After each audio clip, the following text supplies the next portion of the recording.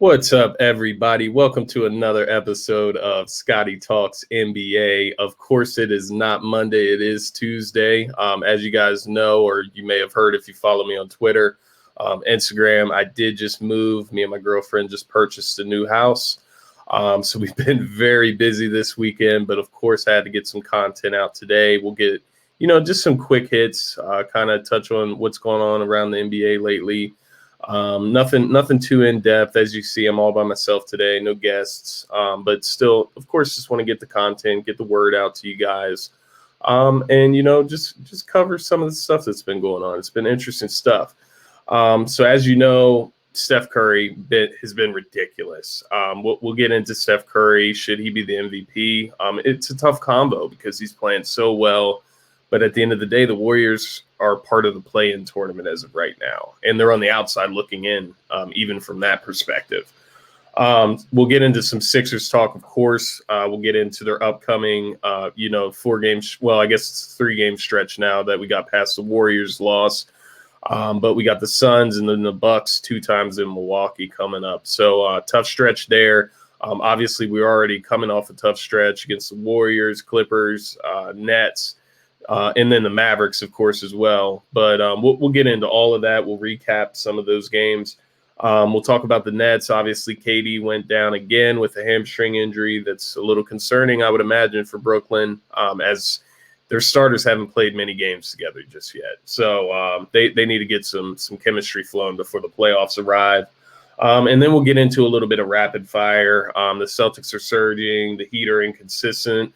Hornets get LaMelo Ball back, and then the Hawks, man, they're playing really well. And then we'll talk about Portland and LA, that situation. And then, as I mentioned, the play-in tournaments.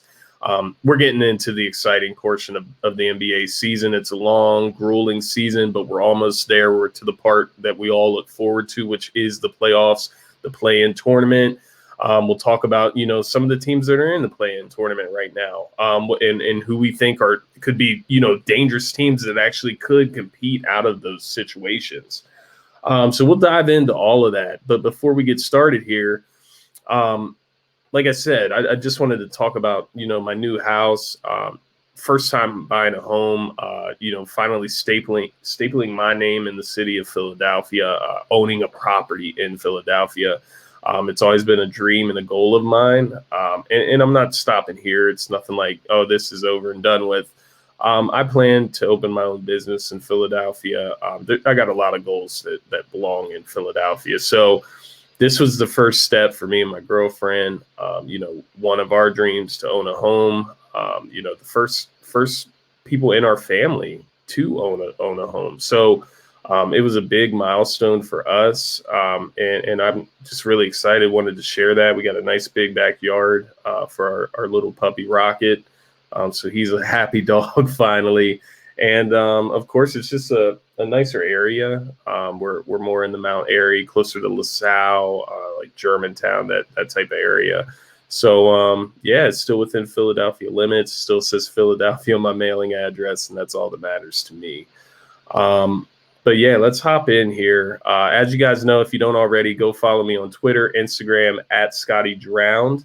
You can also find the sports page at ST Philly Sports 1. That's on Twitter and Instagram. You can find the sports page on Facebook at Scotty Talks Philly Sports. And of course, be sure to go follow Heat Ratio Sports, who this show is brought to you by. You can find them on Twitter and Instagram at Heat Ratio Sports. And of course, on Facebook, the Heat Ratio Sports page. Go give that a like. You'll find all of our content, see when all our shows drop. And we got you covered in all the sports. We got so many shows going on. It's hard to keep up at this point, but we got you covered with all the sports content that you could ever imagine. So be sure to check out the page and hit that subscribe button and turn those alerts on. Let's dive into it, guys. We had Steph Curry last night. 49 points against the Sixers in Philadelphia. Obviously, the Sixers were without Ben Simmons, who would have been the one primarily guarding him, I would guess, considering Ben is, a candidate for Defensive Player of the Year. Didn't have Ben. Not sure that would have made a difference last night. You're talking about basically a 50 burger for Steph Curry in Philadelphia. Dude's been on fire. That's 11 straight games with 30-plus points. I mean, the dude's lighting the NBA on fire. The big conversation that's starting to arise, or I guess you could say it's already risen, should Steph Curry be the MVP? And this is a tough one for me because, I love Steph Curry, honestly. He changed the NBA. He's a transcending player, one of the best of all time. I've seen Skip say he's not a top 20 player. That's ridiculous. Probably the second best point guard of all time behind Magic Johnson. And you guys could take that with a grain of salt, whatever you want to do. But this guy has changed the entire league. You look at what he does with the basketball, where he can shoot from, the consistency at which he can shoot is just ridiculous. You look at this stretch, he's shooting like 50% from three during this 11-game stretch. So ridiculous. Most threes in a 10-game span, 72 threes in the last 10 games. That's ridiculous. 10 plus threes in 4 out of the last 5 games. There's nobody in the NBA that has even 4, I think it was. I think Klay has 5, and nobody outside of those two has even 5 games with 10 plus threes. That is ridiculous. Leads the league in scoring with 31.4 points per game. The kicker, Golden State Warriors are 29-29. They're 500. That's not an MVP record. From what I understand from previous seasons, not only do you have to be in the playoffs, which they're not right now, they're in the play-in tournament. They're not in the playoffs necessarily. You have to win games. The most valuable player has to mean something towards winning. And don't get me wrong, like I'm not somebody who's 100% sold on that theory, but based on the way the league has voted in previous years for the MVP, you have to take that into consideration. And with that in consideration, Steph Curry can't be my MVP. If that's the case, then we're looking at what the Wizards with Bradley Beal. Bradley Beal was leading the league in scoring for the first half of the season, and nobody was calling him an MVP candidate. Mind you, the Wizards are at the bottom of the East. That's the way it works, right? So you just look at, some of these previous seasons where, Giannis has gotten the MVP. Giannis puts up MVP numbers, of course. But they also had the number 1 seed the last 2 seasons. Even those years, you can look all the way back to Steve Nash when he won his 2 MVPs in a row. Was he the best? Was he the most valuable player? No, he was just the most valuable player on the number 1 seed in the West. So those are the type of things that I have to look at. I have to look at history. Think about the players that probably should have won most valuable player. And Steph Curry, maybe he should win it. But it's not fair to the rest of, the people like Kobe Bryant and the LeBron James of the world that could win the MVP every year. And they just didn't because, maybe they didn't have the number 1 seed or, this and that. We always try to find these outliers to these great players. Because even Giannis this year is putting up similar or better numbers than what he did in his MVP seasons. And we just are kind of not giving him the MVP in our minds. We're talking about Embiid. We're talking about Jokic. So it's a little weird to me, the whole MVP conversation.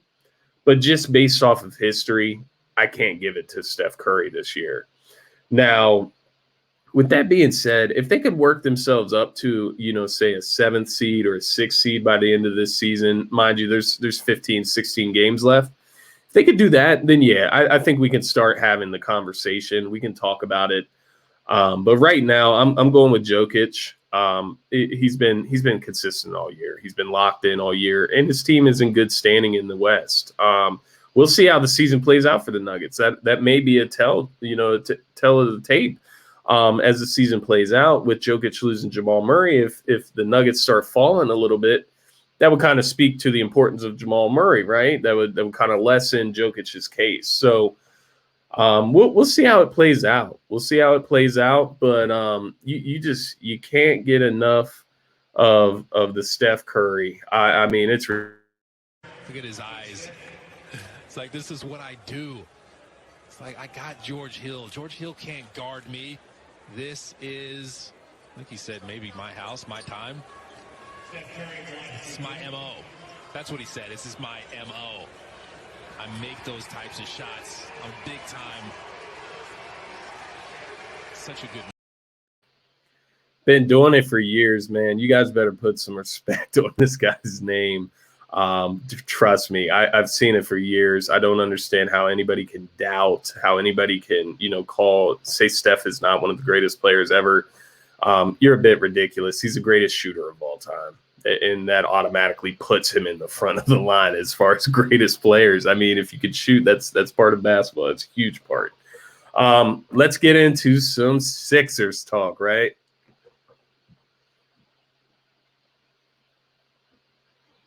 So, as you guys know, the Sixers are coming off that loss to Golden State. Obviously, Steph had his big night in Philly. But before that, they had strung off 4 straight wins. You had the Mavs, Thunder, then the Nets and Clippers. 4 straight wins. Those were crucial wins. You saw at the beginning of the week before the Warriors game, ESPN had, moved Philly all the way to the top of their power rankings. They had them as the number 1 team in the NBA. So that was interesting to see. Obviously, the loss to Golden State. I don't think it's a huge loss. You're looking at a Steph Curry 50-burger night in a night where you don't have Ben Simmons and Tobias Harris. Like I said earlier, I'm not sure Ben Simmons could have stopped Steph Curry, but he could at least provided something on offense so that we could outweigh Steph Curry. And Tobias definitely would have helped us on the offensive end. You look at our team, we only had 70 points through 3 quarters. That's a little ridiculous for the Sixers. George Hill, you guys saw in that clip right there. We just threw him out there and said, hey, go guard Steph Curry. I thought that was really weird. And I thought it was really weird that we at one point put Seth on him. I get the thinking, I guess, Seth's his brother. Maybe he knows him a little bit better. Maybe you can, get up a little bit more for that matchup. But no, you put Matisse Thybulle on him and you put Danny Green on him. You don't put Seth Curry on Steph Curry. That's not the move. And we paid for it. And then late game situation, you throw George Hill, first game back off of injury, 12 weeks that he was out. And you throw him in the game, throw him on Steph Curry, the hottest player in the NBA right now. Not a very good idea, in my opinion. Not going to, dwell on that game too much. Like I said, I don't think it's a huge deal. But we got a tough stretch coming up here with Phoenix and then Milwaukee twice in Milwaukee. So this is a big week as far as you're looking at teams with an opportunity to basically catch up. The Milwaukee Bucks can catch up. The Nets can catch up if the Sixers drop some games this week. The most important games are obviously the games against Milwaukee. We've already split the 2 matchups earlier. We played them twice. I believe we split with Milwaukee. We might have just lost to them. Let me just check that here. But the point being is, there's room, there's ground to make up, and there's actually available time for them to make up the ground. So it'll be interesting to see how this all plays out. I think we played the Bucks. We only played the Bucks once, and it was without Embiid, and it was a loss in overtime. So, the Bucks, we have ground to make up. We need to win these 2 games in order to get the tiebreaker against them. And you're looking at 2 games in Milwaukee. That's going to be pretty tough on a back-to-back with Phoenix the night before. And then you have a game in between on the second end. But, you just look for the Sixers. Get George Hill more acclimated. He looked pretty good last night. Didn't hit a ton of shots, but you saw the vision with the second unit. Maxey was getting some really good minutes beside him. I thought Shake played really well beside him, but he can find the open guys, and I think that's what that second unit was missing, as well as the shooting. And he's gonna get his shot back. I'm not worried about that. He had a couple close ones last night that just rolled out. Joel Embiid continues the dominance. You look at his last 5 games, 28 and 13 and 8 against the Warriors last night, 36 and 14 against the Clippers, 39 and 13 against the Nets, 36 and 7 against the Mavs, 27 and 9 against the OKC Thunder. So Embiid's continuing his dominant play. We'll see how the rest of the year plays out as far as his standing in the MVP race. But he's got some steady competition between Jokic and Steph, Dame. He's got some comp there. But we got the 1-game lead on the Nets. And then, as I mentioned, we got Phoenix coming to Philly and then Philly going to Milwaukee for 2 games in a row. Predictions for those 3 games there. We kind of need those games against Milwaukee. But I see us taking the game against Phoenix. That was a rough loss against Golden State. They're going to bounce back. I expect to see Toby and Ben back. We'll get to see the full team together. Toby, Ben, George Hill, all acclimated. Joel Embiid in the game. So that'll be interesting. I think we get the dub against Phoenix. Milwaukee, I think we split. I think we take the first one, lose the second one. That's a rough road trip, to play them twice in a row in Milwaukee. They're going to be bored. They're going to be ready to go home. And at the end of the day, I think it's tough. I think the Sixers could beat Milwaukee twice. I think they're better than Milwaukee. But, you're looking at 2 games in Milwaukee in a 3-day span. And I just don't think that bodes well for the Sixers. So if you can go 2-2, this during this 3-game span, then you're in pretty good shape, right? So that's what we're looking at here. You just want to get back, keep that lead on the Nets, right? The Brooklyn Nets, they're going to catch up if we slack at all. Now I know we talked about it earlier, KD's injury. Let's get into the Nets now. So you're looking at the Nets. They're 1 game behind the Sixers, right? KD injury doesn't help them at all. James Harden is still out. We know the Nets are a formidable team, okay? They're a formidable team even without those 2 guys. They can beat the teams that they're supposed to without those 2 guys. So the Sixers can't slack too much. So when we look at the Nets, I'm just looking at the remaining schedule for them. 15 games for them, 15 games for the Sixers. So 8 out of the 15 games that the Nets have left are against playoff teams, okay? 11 out of the 15 games left are against playoff teams, including the bubble teams.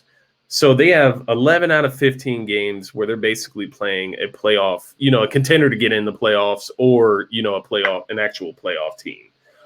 So for the Sixers' last 15 games, 7 out of 15 against playoff teams, 9 out of 15 if you include bubble teams into the playoff mix. So just based off of that, the Nets have a tougher rest of their schedule, tougher remaining schedule, I should say. They face the Pelicans, Raptors, Celtics, and Suns the rest of this week.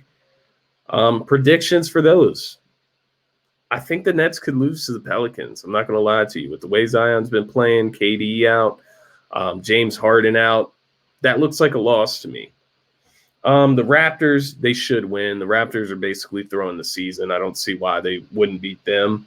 The Celtics, we're going to talk about them in a little bit here, but they're surging. They're playing very well. And then, of course, the Phoenix Suns are number 2 in the West right now. They've been playing well all season. It's a tough team. They're an actual contender. So I think that's a loss. You look at if they want to go 2-2, I think their 2 wins are against the Raptors and the Celtics. But at this point, without KD, depending on his status for the Celtics game, I'm going to rule that a loss.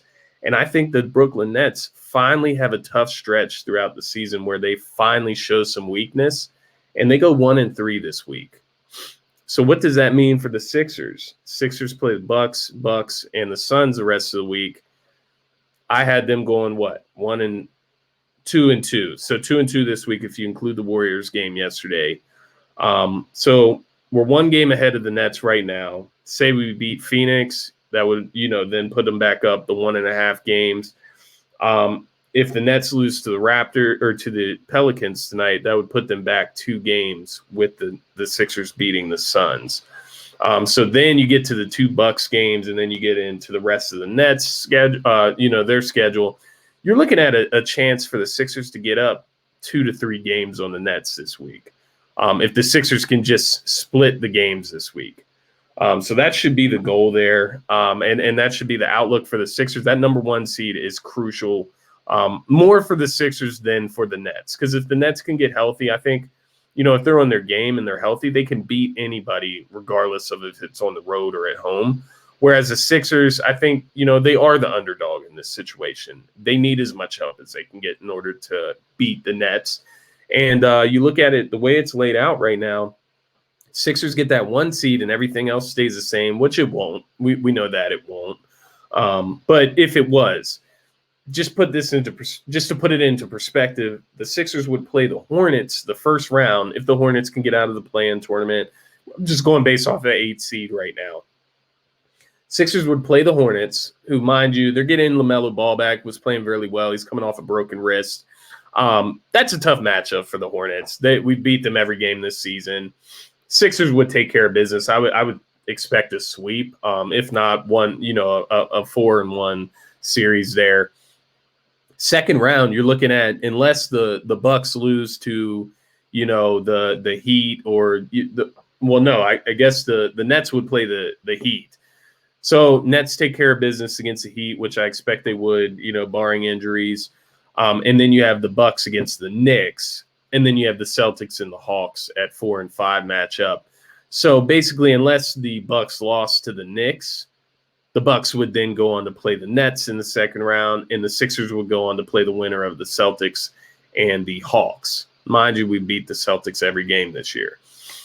So with that being said, the Celtics, if they could take out the Hawks for us, I honestly would be more scared of the Hawks right now just because you don't know much about them.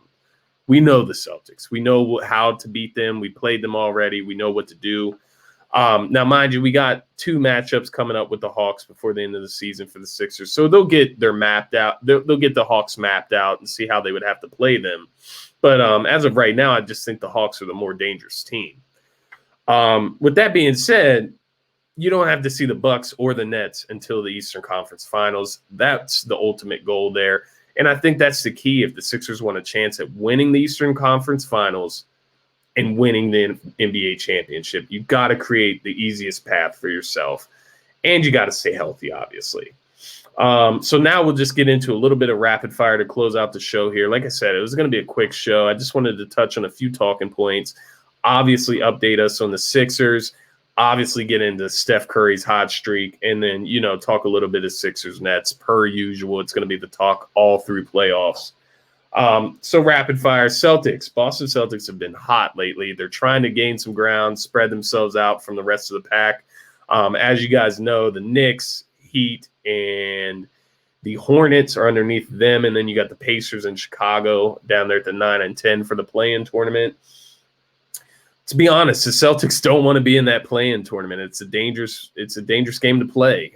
So they're trying to create some space for themselves. 8-2 in the last 10, 31-27 right now, 5 seed. Only 2 losses in April were to the Sixers and the Bulls.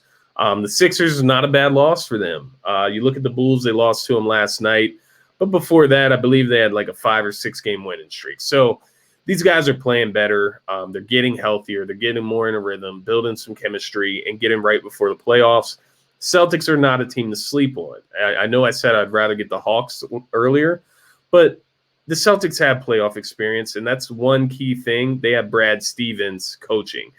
You look at around the league, you look around the Eastern Conference, there's not many coaches that match up to Doc Rivers very well as far as experience. Brad Stevens is one guy that does. So the Celtics are a team to look out for. Let's talk about the Miami Heat. The Miami Heat have just been super inconsistent. I spoke to, a friend of mine who's an avid Miami Heat fan. I have a bunch of Miami Heat friends for some reason. But I spoke to a Miami Heat fan, and they just, basically broke it down to me like this. They're easily, they can beat any of the best teams in the league. They can beat contenders in the league, but they can lose to the worst team in the league. And you saw it last week.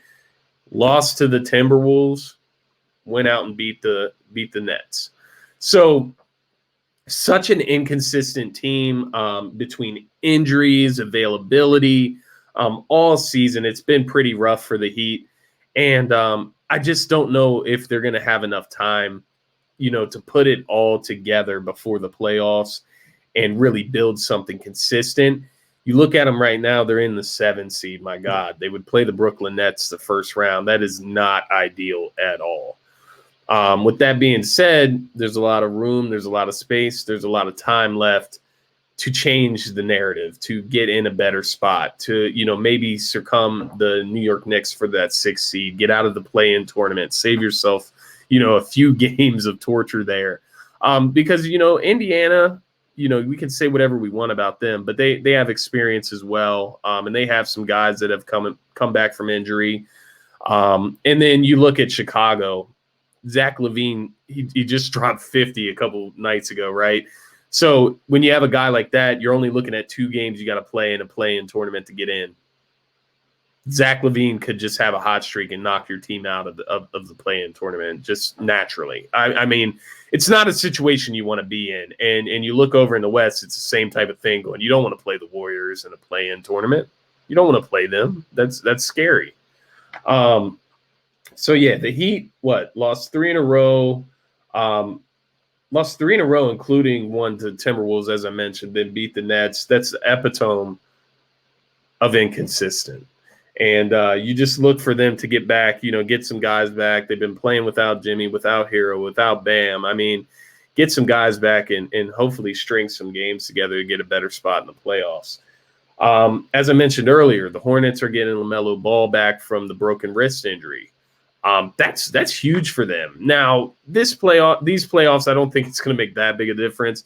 Hopefully they can at least earn their spot. They're at the 8th seed right now, but they're going to have to play in that play-in tournament once again. Excuse me. And they got to find their spot, find their way to just get in the playoffs, get some experience, get LaMelo's some playoff experience. What better experience than going against Philadelphia, your rookie season, one of the best defensive teams in the league, one of the best defenders in the league, and Ben Simmons, who would probably guard him. What better experience, what better way for LaMelo Ball to grow than to come back from injury, get a series in the playoffs, and get that in under his belt. With that being said, they're going to get swept in the first round if they have to play the Sixers. So it's not all, roses and sunshine for the Hornets, but at the end of the day, you do want to get your young star some playoff experience there.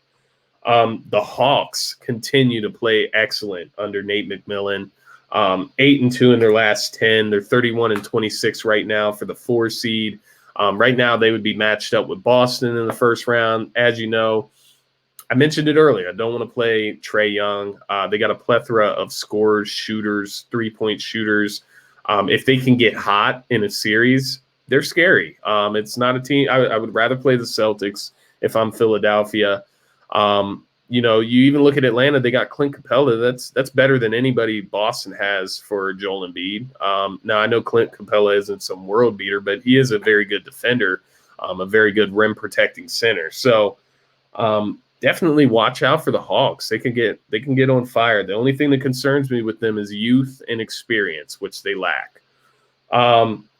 Moving on to the West, just a few notes. Nothing has changed too much in the top. You still got the Jazz, Suns, Clippers, Nuggets, Lakers, Portland. Portland's 2 games back of the Lakers. This is a huge, huge deal. You look at the Lakers, who could go from the 5 seed right now, playing the Denver Nuggets without Jamal Murray, which is obviously, I would say, more ideal than slide into the 6th seed and facing the LA Clippers first round. Mind you, at least it would be home court. But the Clippers, it's just, that's not a team I would want to see in the first round. And then you're going to play the Jazz, in the second round, if, barring the Jazz losing. But the Lakers, if they were to beat the Clippers, as the 6th seed, they're going to be the lowest seed moving into the second round, which would then place them against the Utah Jazz who are number 1 in the West. So I think the Lakers, they just need to, they've held on so long. They've actually played decent without, LeBron and AD. They've gotten some signature wins without them, and they've honestly just played a lot better than what I've expected.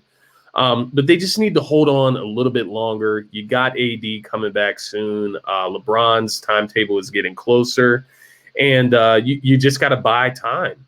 if you can just beat the teams that you're supposed to beat, and maybe just steal a few wins like they've been doing, and they can hold that seed. As you know, Dame and Portland, they're not a team to play with, and I'm sure they would love that 5 seed to get Denver first round without Jamal Murray.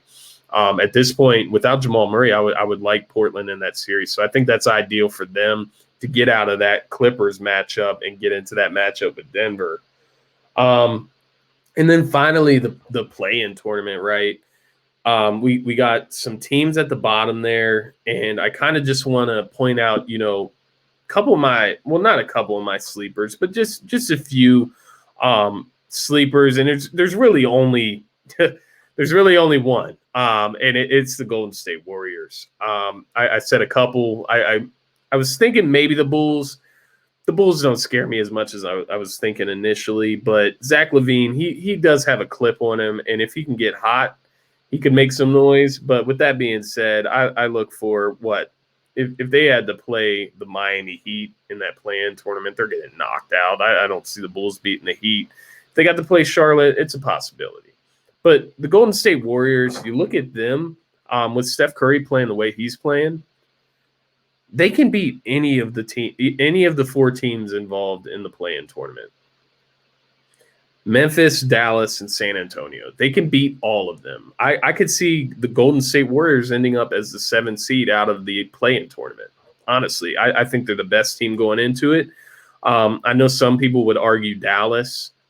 Dallas isn't it for me. They lack so much between scoring and then defensive presence. They have nobody. They have no center. They have no inside presence, no rim protector.